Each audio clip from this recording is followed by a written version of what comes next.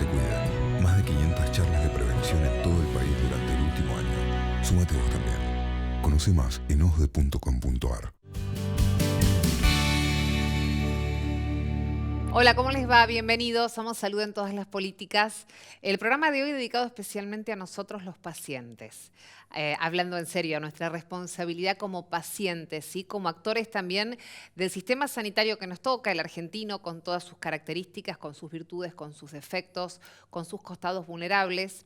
Pero queremos centrarnos esta vez en la responsabilidad o en el compromiso que tenemos como pacientes para hacer lo mejor que podamos en el sistema, para no ser un elemento que reste, sino que sume, para que realmente todos podamos acceder a él y no sobregastarlo o malgastarlo o desperdiciarlo de alguna manera. Vamos a tratar de entender la importancia desde el comienzo de cómo debemos entrar al sistema sanitario, de cómo debemos hacer para que las cosas se den de manera equitativa, para respetar los turnos que tomamos, para entender la importancia de que a lo mejor es primero el clínico y después un especialista, para no tener, digamos, coberturas duplicadas y para ser muy responsables, porque en esa responsabilidad nuestra también está la posibilidad de que sea o no sustentable en el tiempo. Hay casos concretos que hablan un poco y nos pintan, ¿no?, respecto de cómo somos a veces los argentinos con nuestro propio sistema de salud. A veces somos muy poco cuidadosos y considerados.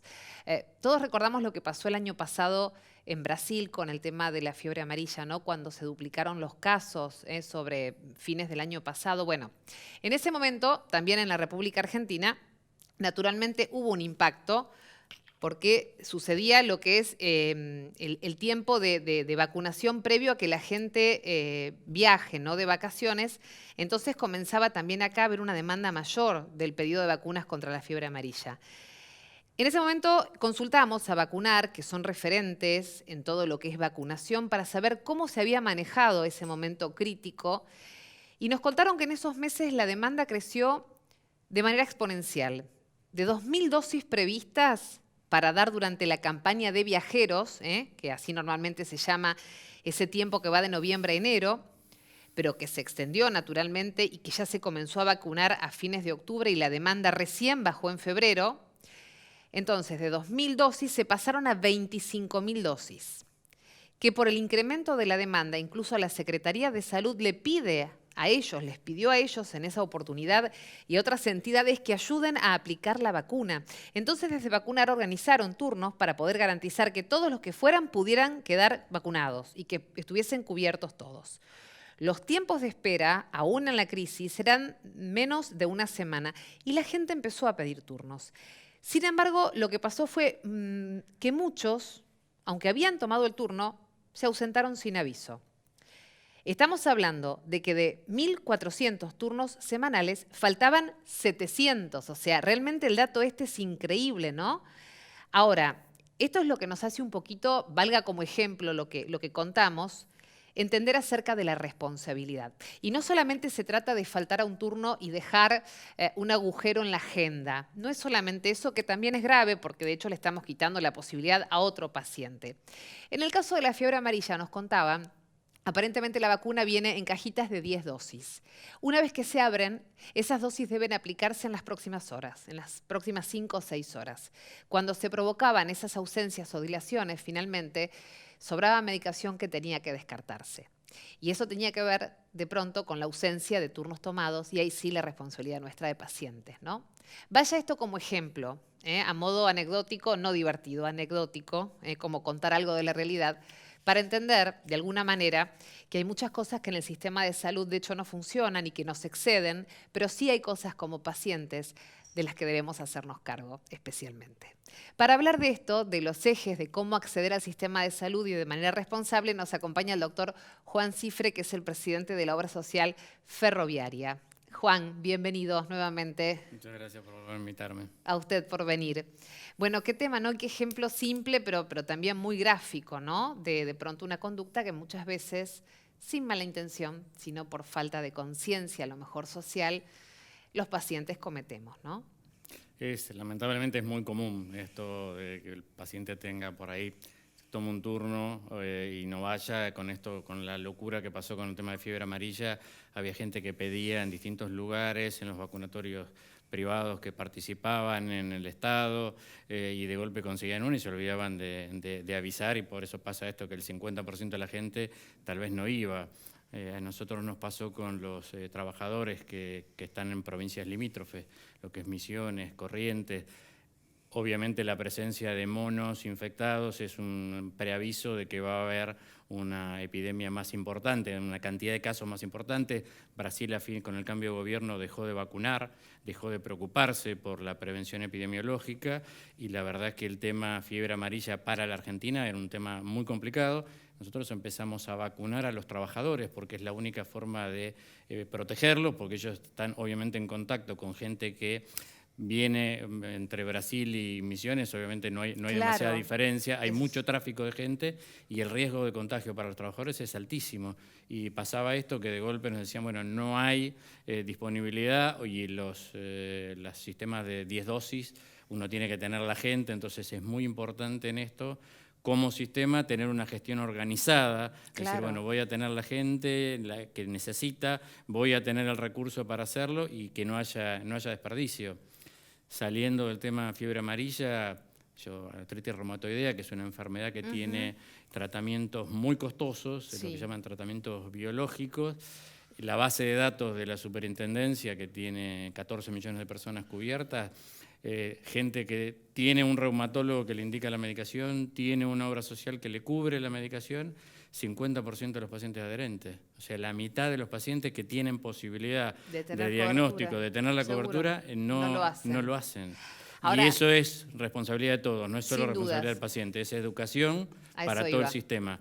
A veces yo siempre cuando hablo de esto digo, nos preocupamos de que esté el especialista, nos preocupamos de que esté la medicación, y después nos nos olvidamos del paciente. Es cierto. Sí, yo comenzaba el programa hablando de esto, de nuestra responsabilidad, no echándonos culpa, ni poniendo la responsabilidad de todo lo que no funciona en los pacientes, ni mucho menos, pero sí también llamando, ¿no?, a la reflexión y a la conciencia de esta responsabilidad social y colectiva, que hace que mi accionar sea también de alguna manera algo que beneficie o perjudique al que está al lado, ¿no? Casi como límite del derecho, donde empieza el termina el mío, empieza el del otro. La cultura de la gente en esto del no vacunarse, claro, es un buen ejemplo de decir, bueno, hasta dónde yo puedo tomar una decisión personal y hasta dónde lo puedo hacer sin afectar, como ha pasado ahora con el tema del sarampión. O por lo menos tomar, uno entiende que por ahí ante la decisión de tomar turnos en distintos lugares, bueno, pero si resulta que finalmente me vacuné, por lo menos tener el gesto de cancelar los otros, por todo lo que eso implica si se deja, ¿no?, abierto. Juan, siempre insistimos en esta cosa de cómo entrar al sistema, ¿no? Nadie creo que se detiene a pensar mucho en eso, por eso sí nosotros queremos hacerlo. Hay una educación pendiente todavía en los pacientes que debemos todavía entender cómo ingresar realmente al sistema. Porque tal vez el sistema no nos sale a buscar de la mejor manera, ¿no?, que debería ser así en realidad. El sistema nos está esperando para que ingresemos por donde corresponde. Sí. La imagen es que los pacientes andamos así viendo por qué puerta nos metemos, y las cosas ahí también se pierden, ¿no? Y mucho, energías, dinero, recursos, tiempo, salud y demás.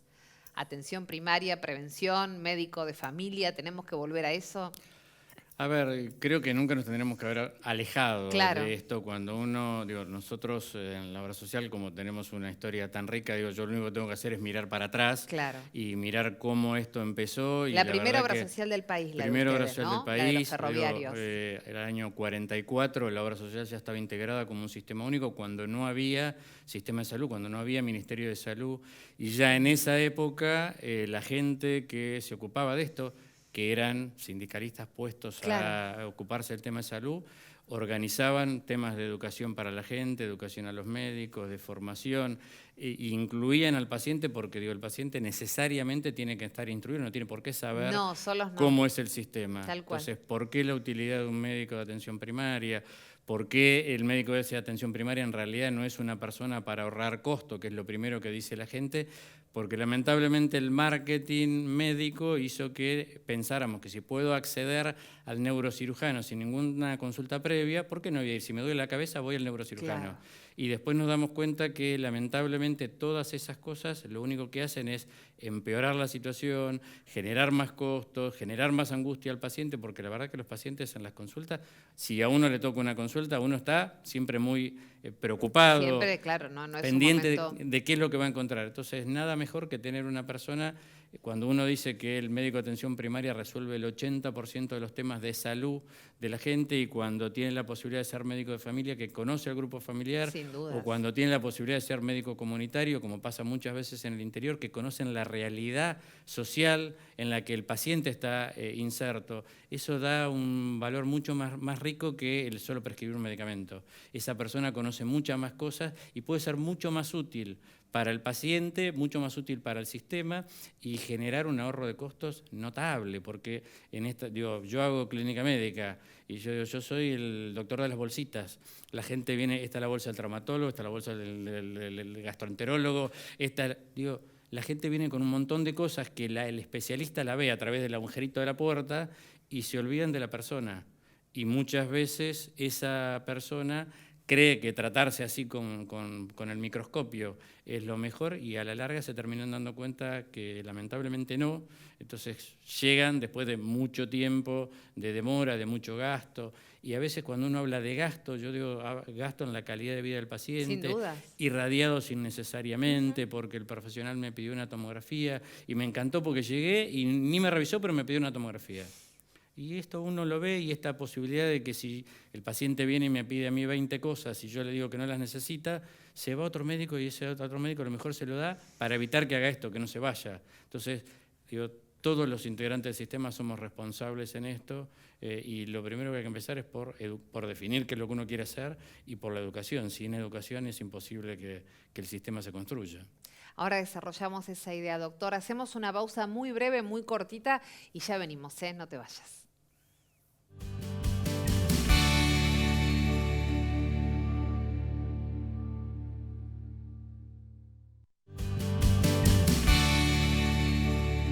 Volver a educar, ¿no? Para hablar de cómo el paciente puede entender y puede entrar correctamente al sistema de salud. Es lo que usted nos decía, doctor, recién.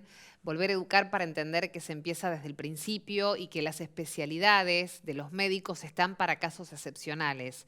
El 80% de los problemas lo suele resolver, decía el doctor Cifre recién, el médico clínico, cuando tiene realmente un panorama amplio del paciente y de su familia o de su contexto social.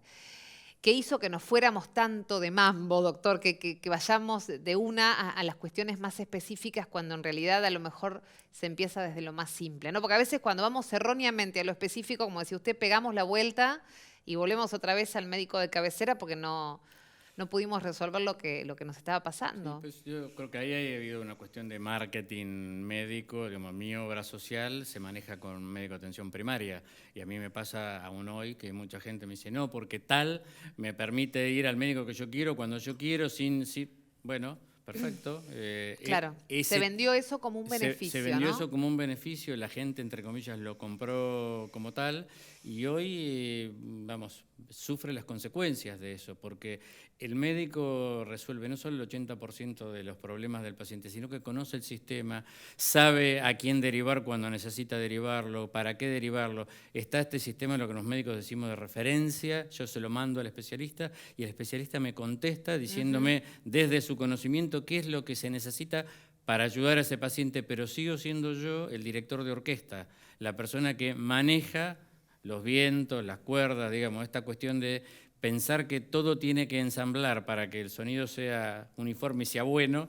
Bueno, esto muchas veces empezamos a competir por hotelería, empezamos a competir por libre acceso a los especialistas, y obviamente el sistema se empezó a poner cada vez más costoso. Claro. Si mi preocupación es porque no sé si tengo un médico bueno, sino que tengo el plasma de 82 pulgadas dentro de la habitación, yo, buenísimo. Y la verdad que está buenísimo si lo quiero ver en mi casa, pero no en una institución sanatorial. las instituciones sanatoriales, los sistemas de salud, tienen que estar basados en el buen accionar médico. Entonces, doctor, usted decía que en la obra social ferroviaria siempre mantienen el concepto del médico clínico. O sea, ¿cómo han hecho para sostener a lo largo del tiempo esto? Digamos, esa educación, las familias saben que tienen que recurrir primero a ese médico de cabecera. En principio nos costó bastante trabajo, nos basamos en la historia, digo, había muchos viejos profesionales que estaban acostumbrados a ser médicos de familia ferroviarios, en barrios ferroviarios, entonces apoyamos en eso, obviamente por una cuestión generacional fuimos reemplazando, manteniendo esa idea de que la gestión tiene que pasar por ahí. Cuando empezamos a trabajar en el tema de prevención cardiovascular, hace más de hoy 12 años, cuando la gente dejaba de venir a la consulta porque le cerramos el policlínico ferroviario, la gente se quedó sin servicio, entonces dejaba de venir al médico, nosotros lo empezamos a ir a buscar, capacitamos a trabajadores como agentes sanitarios, de esa forma conseguimos que la gente empiece a venir al médico y hoy, digo, cuando cerramos en el año 2017 10 años de seguimiento cardiovascular, lo que nos dimos cuenta es que a través de la educación íbamos a transformar una cultura que los estaba enfermando, que los estaba matando, y en 10 años conseguimos bajar un 75% la tasa de infarto de miocardio, es decir, el infarto de corazón, un 30% los accidentes cerebrovasculares, y eso es una interacción entre el accionar del médico, pero la educación a la gente y el compañero de trabajo que se empieza a dar cuenta que no está bueno que esté tan gordo, que no está bueno que coman como comen mal, que no está bueno que no hagan actividad física. Se necesitaba un cambio cultural y eso la única forma de hacerlo es a través de la educación. No se puede forzar a la gente a que vaya a hacer actividad física. Ahora, si los sindicatos que forman parte de la obra social empiezan con actividad física, con torneo, con caminata, digo, bueno, la gente se empieza a enganchar, empieza a entender y cuando uno le puede mostrar resultados, a 10 años, es decir, antes se infartaban, digamos, de los 4 que se infartaban antes, hoy se infarta uno solo. Sin duda. Wow. Ahora, no hubo ahí necesidad de grandes avances tecnológicos ni de grandes especialidades. De alguna manera, lo que usted nos cuenta, doctor, es que se volvió a la fuente, digamos, a la educación, que es la que definitivamente cambia la historia de un pueblo, definitivamente, a la prevención, porque estaban hablando de prevención, no fumar, no tomar alcohol en exceso, no estar excedidos de peso, hacer actividad física, que es como lo fundamental, que ya nadie discute. Pero resulta que siempre es la base de todo lo que viene después. Porque todo lo que viene después viene generalmente porque están fallando estas primeras cosas, ¿no? Siempre, a veces cuando uno está conversando con la gente, siempre pregunto, ¿cuál es la medida, la tecnología que más vida salva? Y el resonador, el cirujano, lavarse las manos. Pues sí, ni hablar. Lo hemos contado, ha cambiado la historia. Esta cuestión de que ha cambiado, una cosa tan básica como educar, y el ejemplo de la epidemia de gripe A, cuando los chicos empezaron a cubrirse al toser. Eso bajó a un 35%. ¿Sabe qué me maravilla? Perdón, discúlpeme. Sí, bajó a un 35% la tasa de infecciones respiratorias ese año. La conducta, digamos, lo de las manos y estornudar, me impacta cuando lo veo en chicos chiquitos, que lo tienen absolutamente incorporado. Ya ni siquiera lo hacen como tal vez en algún momento podía ser una gracia, estornudar así, largar todo. Inmediatamente el estornudo se tapa, digo, y eso es educación del colegio, educación. A mí me pasa con mi hija, yo me tapo con la mano y mi hija me dice, papá, eso está mal, y tiene razón. Me pasa con mi hijo yo culturalmente estoy preparado a esto, no, pero digo, esta cuestión de empezar con los chicos, eso es una cuestión de educación que tiene un impacto sanitario increíble. ¿Cómo contener también y cómo acompañar y estimular la formación de los médicos? Porque digo, en esto que usted comenta, ¿no? Esta etapa de sobreespecialización y sobredimensión de la importancia, ¿no? De alguna manera quedaron como devaluados en un momento los médicos clínicos, los médicos de familia. Estamos necesitándolos nuevamente, pero también cómo estimular, ¿no? A esta especialidad que es tan importante, que es la que abre la puerta al sistema sanitario. Sí, en esto uno es difícil porque uno viene con muchos años de que lo importante es la tecnología y no que el médico piense. Entonces esto es invitarlos a pensar, invitarlos a insertarse en la sociedad. Afortunadamente hay toda una camada de gente joven muy preocupada por muchos temas, medio ambiente, salud comunitaria, y eso permite tener, digamos, un terreno sobre el que se puede volver a trabajar para que esa gente se interese. De parte del sistema también nuestra obligación es estimularlo desde el punto de vista económico, porque muchas veces pasa que cuando uno mira quién es el que más gana en consulta, es el especialista, nunca es el médico clínico. Que dejemos en claro que también son fundamentales, digo, pero tienen que ver con distintas escalas del sistema sanitario. Lo que nos planteamos hoy concretamente tiene que ver con el ingreso, el acceso al sistema de salud. Y ese acceso lo tiene que abrir de alguna manera un médico clínico de cabecera y el sistema llevarnos ahí. Para los pacientes es una gran responsabilidad tener que agarrar una cartilla y buscar lo que a nosotros nos parece que estaríamos necesitando. Es muy difícil, recuerdo que lo hemos hablado con un colega suyo, si me duele acá y si esto es gastritis o es una contractura o es del corazón, qué sé yo, ¿cómo hago? Sí, pasa, ¿no? Bueno, digo, cuando uno juega al ajedrez, siempre el inicio del juego lo hace el peón, ¿no? Entonces digo, nosotros somos los peones, somos los que abrimos el juego y cuidamos al rey, que es el paciente. El paciente se tiene que poner en esa posición y entender que estamos todos trabajando para defenderlo. Si invertimos las cosas, el juego no se puede empezar porque el rey no puede mover, el que mueve tiene que ser el peón. Digo, estas cosas son cosas básicas de educación y que de deseducar en lo que estamos educados hoy. Hay que tratar de meterle a la gente información con resultados, porque digo, cuando uno le dice, todo esto no sirve, no está demostrado en ningún lado, yo te doy mis resultados, ahí tenés. Si querés hacerlo, si no, no. Pero yo te digo que se te van a infartar uno de 4 que se te infartaban antes. Y lo hago solo con educación, no estoy poniendo otra cosa y con gestión, porque uno en esto lo tiene que integrar al sistema, la educación sola no alcanza. Si yo los educo, pero resulta que cuando el paciente quiere ir al médico no tiene el médico, si el médico pide un estudio, no tiene el estudio, digo, todo es una integración de abajo para arriba. La gestión de uno es la que tiene que tratar de hacer esa integración. Pero el paciente lo tiene que entender, lo tiene que tener claro, porque lamentablemente, digo, el paciente muchas veces está informado por lo que ve en una revista, lo que ve en la televisión, lo que le comenta algún amigo, y siempre es más la moda que la realidad de peso médico. Entonces, también en eso es una responsabilidad de los médicos que salgamos a explicar lo que debería ser, digamos, de conocimiento general, y lamentablemente no lo es. Y tal vez que tomemos más en serio, y ahí ya hablo a nivel del Estado, ¿no? La prevención como concepto general, como un modo de vida directamente, ¿no? En todos los aspectos, digo. Sí, en estas cosas la rectoría del Estado es fundamental. Digo, esto uno cada vez en estas cuestiones de decir de las cosas que se fueron desarmando de lo que estaba bien, una de estas cosas es el desdibujarlo al Ministerio de Salud, el de hacerlo desaparecer como ente. Y no digo esta cuestión de ponerlo como secretaría. A mí me parece bárbaro que esté integrado Salud y Acción Social, me parece fantástico. Porque digo, no hay mejor cosa que hacer cloacas para mejorar mortalidad infantil, darle agua a los chicos. Digo, así que yo no reniego de eso, no creo que sea una cuestión de estatus. Ahora, cuando uno ve que es un ministerio que tiene el 0.68% del presupuesto, yo digo, lo hemos dejado caer entre todos. No es responsabilidad de ni la gestión actual, digo, lo hemos dejado caer entre todos. Nadie le dio relevancia y hoy cada provincia hace lo que se le da la gana con su salud y el ministerio lo deja. Entonces, eso también deteriora la salud de los argentinos. Cuando hablamos del sistema que es fragmentado, que está segmentado, bueno, somos responsables de todo esto.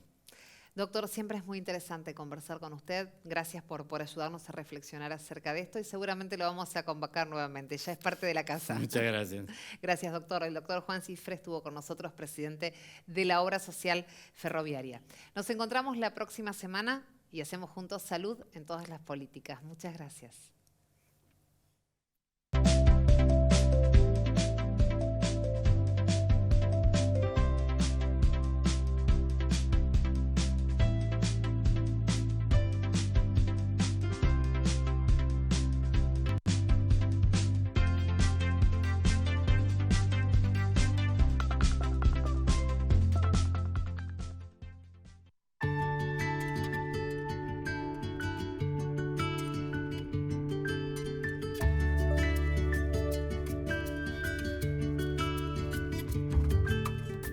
¿Conocés los planes de salud de Andar, la obra social de los viajantes vendedores? Planes para empleados en relación de dependencia, monotributistas y particulares. Solicita un asesor comercial al 0810-345-0184.